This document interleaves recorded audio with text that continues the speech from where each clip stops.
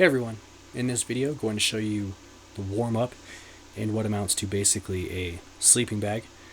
Because it is frosty as hell outside, it's extremely cold, and that little heater is not doing so well here in the dead of winter, but it's all good though. Wear that deliciously comfortable and quite cozy suit, get some squats in, get the warm-up going, and then continue on with the workout.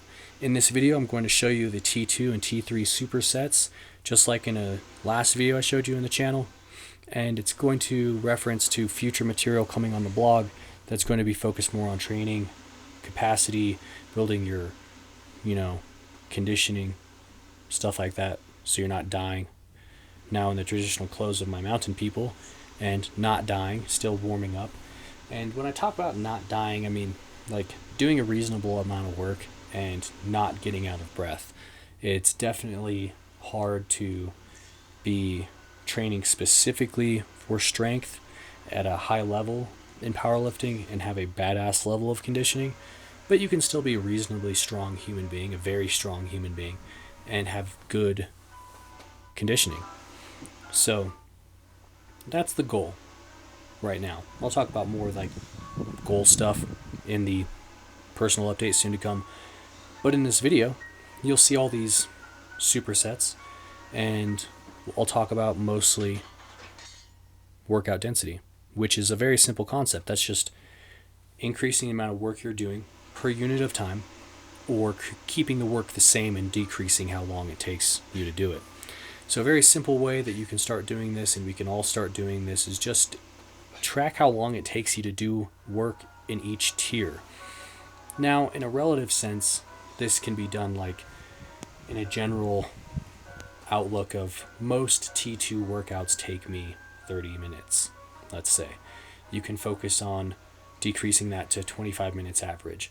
Now, not all the volume is going to stay the same, so of course we're going to have to factor in, a variance on your volume per unit of time, but in general sense, you can very easily monitor and track how long it takes you to do your movements in the T1, the T2, and the T3.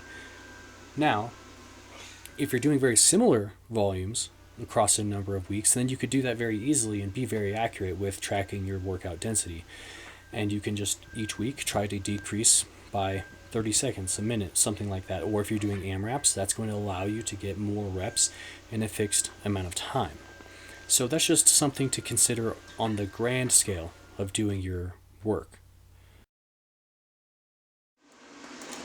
Fifth round. Finishing up with that fifth round, moving on to the sixth and seventh rounds of triples with the back squats and those weighted pull-ups. Damn, it was hard, but still thinking about the qualitative aspects of those lifts, continuing on with the high number of sets. So even though the weight is moderately high, just extending the number of sets I'm doing here, 7 total to get all this work done, and it was difficult, but I was able to knock out all 21 reps with the back squats and the weighted pull-ups, and keeping track of my time, a little bit let down in how long it took me to do this, and it was pretty damn difficult, I gotta reiterate. Seventh round. Whew. Let's write that shit down on the board. I don't care how long it took. I sucked.